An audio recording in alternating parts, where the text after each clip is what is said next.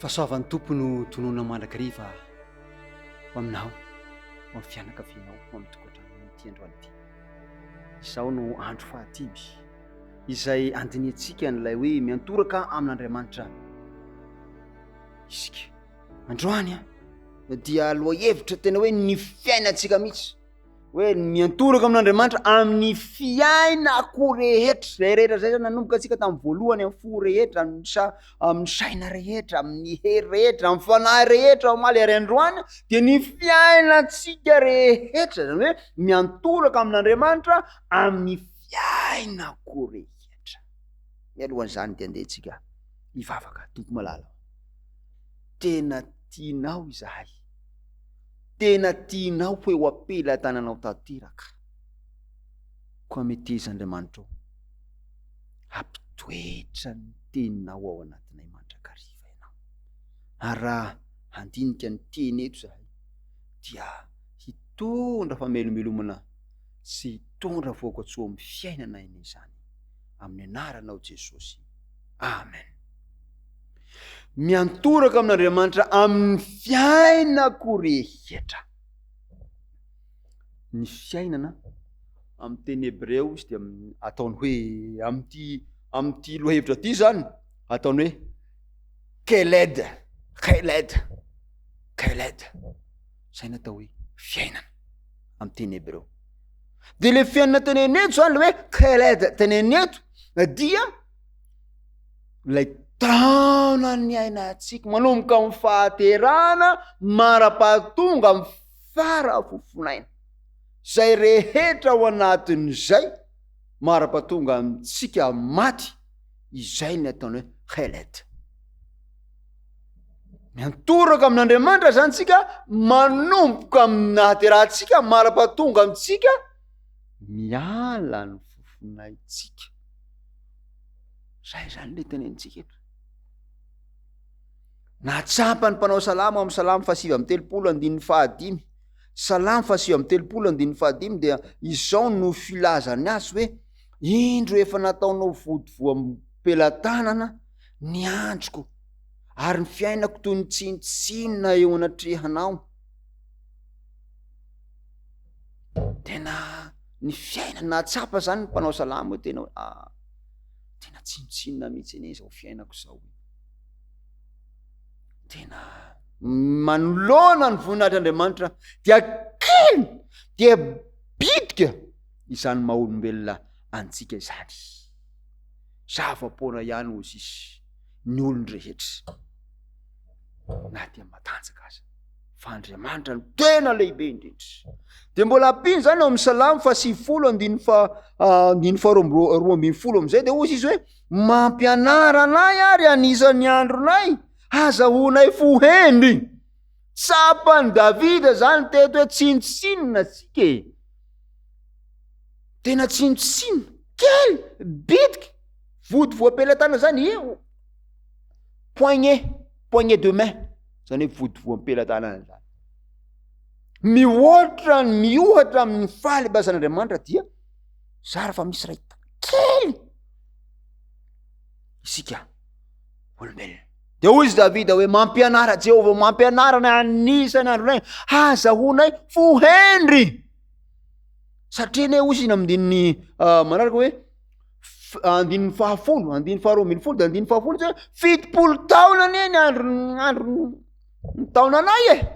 Ary raha tahiny mateza aza dia 80 taona. Miohatra amin'ilay mandraka izay mandrakizay n'Andriamanitra 80 taona zany raha tahiny izy mateza ozy izy 80 taona. Kely zany, misy fetra, voafetra, fa Andriamanitra kosa tsy voafetra. Fantatr'Andriamanitra zany ny hatramin'ny voalohany ka hatramin'ny farany, ny antsipiriany, ny fanomboany ka hatramin'ny fiafarany fiainantsika tsirairay avy. Dia hozy ampianaro ary zahay Andriamanitra ho an'izy hoe zao tsy tokony hanalavitra n'Andriamanitra zany, fa tena mila miantoraka amin'Andriamanitra tokoa ny fiainantsika tsirairay avy. azahoanay tena misy Davida, azahoanay fohendry. Izay zany no hoe ny eo amin'ny fiainantsika zany tokony hanana hoe fahendrena zany tsika amin'ny fiainantsika fa tsy ny fahadalana. Tsapany Davida aoka tsika hohendry, haniza de manana fohendry, manana natao hoe fahendrena. Zay no tiany mpanao salamo ho teneniny. Ary marina zany, raha ny olona anankiray tsy hendry eo amin'ny fiainana dia ratsy ny hafarany, fa raha izy kosa ny hendry eo amin'ny fiainany dia tsara fihavarany. Ino moa natao hoe hendry? Hazahoana fo hendry, hendry ny olona anankiray eo amin'ny fiainany, satria maninona izy? Fantany tsara le voalaza ao amin'ny Mpitoroteny 7:7 hoe ny fahatahoranan'i Jehova no fiandohany fahendrena. Zany hoe ny olona anankiray hendry zany, manomboka hendry ny olona anankiray rehefa matahotra ny Jehova, rehefa matahotra an'Andriamanitra ny olona anankiray, hendry izy zay. Fa raha vao ny olona anankiray atao hoe ty tena tsy matahotra an'Andriamanitra ty, mahavita zavatra tsy apoizina ary zavatra tsy eritreretina, tsy hita pesipesena ny zavatra tsy vitany, satria tsy matahotra an'Andriamanitra izy. Inona ka ny adala? Tsy matahotra an'Andriamanitra ny olona adala. Tsisy zany Andriamanitra zany, inona ny raraiko an'izany, inona ny idirako am'izany? Tsisy zany Andriamanitra, aomba ambasehoa zany Andriamanitra, ho hitako zany Andriamanitra atorianareo, Andriamanitra tenenareo, Andriamanitra zay tareo hoe fitiavana zany, aizy za zao ty manao zao dia ratsiny ary ambanimbaniny ary laviny zay Andriamanitra namorona azy, ataony hoe tsy misy aby. Ao amin'ny bokiny ao amin'ny baiboly hatrany de miteny hoe ny adala, amin'ny boky Salamo, ny adala manao an'Andriamanitra tsy misy, ny adala no manao an'Andriamanitra tsy misy, ka de zay tiany no ataony, zay metimety aminy, izay sitrapony, izay tiany, izay no ataony, zay metimety. Misy miteny an'izay any amin'ny farifatratra, c'est que j'aime hoe, c'est que j'aime, de c'est que j'aime ihany no atao, zay no metimety amiko, zay ro tsy maintsy atao, izay no Andriamanitra tsy tompony zany, fa adalany zany.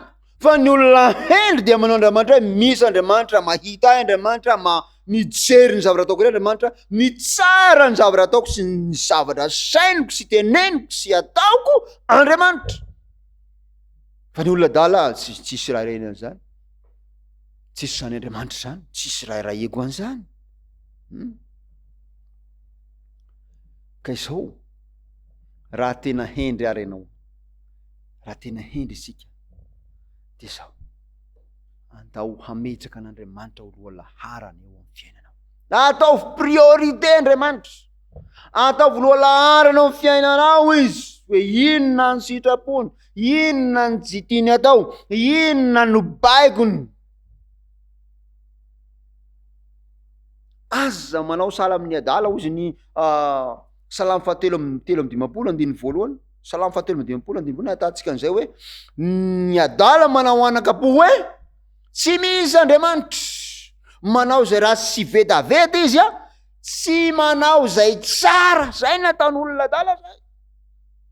Salamo 7:7-8 atantsika an'izay. Kanefa zao andehany, aiza ny hafaran'izy ireo, ijeritsika ny hafaran'izy ireo, ahoana ny hafarany hendry, ahoana ny hafarany adala.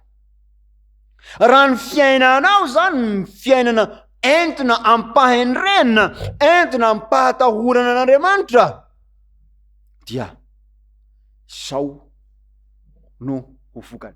Teny toko sy andiny anankiroa no jerevantsika ao amin'ny ohabolana toko 7:5-7, ohabolana toko 7:5-7.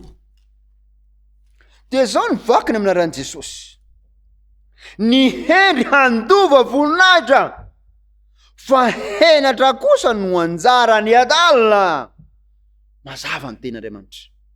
Ny olona miantoraka amin'Andriamanitra, mametraka ny fiainan'iray manontolo ambany fitariana sy ambany faharovan'Andriamanitra dia handova voninahitra fa handova henatra kosa. Zay zany no anjarany henatra, no anjarany olona adala zay manao hoe tsisy Andriamanitra zay tiany hany ny atao, tsy manao zay tsara, manao zava-betaveta. Ao amin'ny Ohabolana toko 10 mbola toy izany ihany. Ohabolana toko 10 ka ny andininy 9. Ohabolana toko 10 ny andininy 9 dia zao mivaky tena amin'ny Jesosy manao hoe izay hendry ampo no handray ny didy fa ho lavo ny adala maro vava. Inona koa zany ny fiainan'ny olona hendry ozy izy mandray ny didy fitsipika. Instruction rehetra avy amin'Andriamanitra zany dia ho raisiny daholo, miseho eo amin'ny fiainany ary dia iainany porofo hoe dia an'Andriamanitra tokoa ny fiainany ray manontolo. Hita taratra ary hita mibaribary eo amin'ny fiainany zany. Ary ny hafarany ozy izy teo handova voninahitra, ary tsy voninahitra mandalo eto tany ihany fa voninahitra any amin'ny fiainana mandrakizay. Fa ny olona adala ary mbola tohizana adala maro vava, mbola be teniteny eo, mbola be menimenina eo, mbola be famalena an'Andriamanitra eo. Ny anjarany inona ozy izy? Fahalavoana lavo, tsy tafita vo hiarina ny fiainany de lavo ndray, vo hiarina ny zavatra atao de ino ndray. Ry havana amin'ity androany ity dia miantso anao Andriamanitra, aoka ny fiainanao tena hiantoraka tanteraka eo aminy. Aoka Andriamanitra no hiantehera ny fiainanao, hiantorany momba ny fiainanao tanteraka. Hozy Jeremia ao amin'ny Jeremia toko 2:15 hoe hatry ny fony ny anao tsy mbola noforoniko. Andriamanitra zany no teny eo. Hatry ny fony ianao tsy mbola noforoniko tany an-kibo de efa fantatro ianao.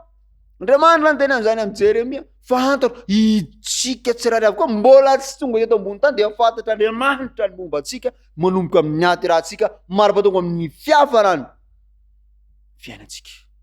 Ka izao hoe andeha hametraka ny fiainantsika eo amin'Andriamanitsika. Andao hiantoraka tanteraka amin'Andriamanitra antsika, ilay tsy manam-pahatam-perana no hametrahantsika momba ny fiainantsika izay manam-pahatam-perana. Atolorintsika azy zany satria fantana hatramin'ny voalohany ka hatramin'ny farany. Izy no aoka hiaro azy, izy no aoka hiambina azy, izy no aoka hanamboatra azy, izy no aoka hitarika azy ho amin'ny tsara rehetra, ho amin'ny marina rehetra, mandeha araka ny toromarika sy ny didiny sy ny fitsipiny sy ny lalàny. Vokany zany dia fiainana mandrakizay. Vokatra zany dia ny voninahitra mandrakizay. Eto dia petraka amin'izay ny fanontaniana, raha ohatra tokoa moa zany ka manolotra ny fiainako amin'Andriamanitra dia inona ny zavatra tokony hisy ao? Ary zay no andeha marana antsika azy amin'ity roa hevitra ty. Inona zany zavatra tokony hisy eo amin'ny fiainako? Dia andehantsika mamaky ny tenin'Andriamanitra ao amin'ny bokin'ny Salamo 1:7. Salamo 1:7 ka ny andininy 9 dia zao mivoalaza amin'aran'i Jesosy hoe hianao no nanankinana ahy hatrany am-boka, hianao namoaka ahy avy tany an-kibon-dreniko, hianao zany no de raiko mandrakariva. Andriamanitra zany no de raitsika. Ka raha ohatra zany ao tena miantoroko amin'Andriamanitra amin'ny fiainanao rehetra misy atolotra ho azy, de inona ny tokony ataonao? Midera azy mandrakariva. De mbola apiany zany ao amin'ny Salamo 2:7, Salamo 2:7, 9:7 azafady, andininy 2. Zao voalazana Salamo 1:7 manao hoe hideran Jehova aho raha mbola miaina koa, raha mbola am'izao miaina zao de hideran Jehova aho. Eny hankalazan'Andriamanitro aho raha mbola velona koa, raha mbola miaina zany de hiderana, raha mbola manam-pofinaina zany, raha mbola velona de hankalaza an'Andriamanitra. Aoka ho hita manana fiainana feno fanoratena amin'Andriamanitra zany anao, manana fiainana feno fankalazana an'Andriamanitra zany, tena hoe ny vonin'Andriamanitra le gloire de Dieu, ilay voninahitran'Andriamanitra, zay hoe la gloire de Dieu hita eo amin'ny fiainanao, ny fiainanao de hita hoe voninahitran'Andriamanitra eo aminao, tena hita izany. De mbola tohizany amin'ny Salamo 1:7 zay no salamo farany ao amin'ny Baiboly, ary zay no teny farany ao amin'ny bokon'ny Salamo.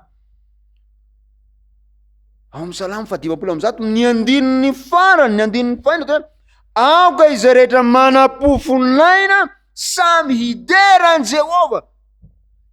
Mino aho fa matoana mary an'izao de mbola manam-pofinaina. Inona zany tokony ataonao?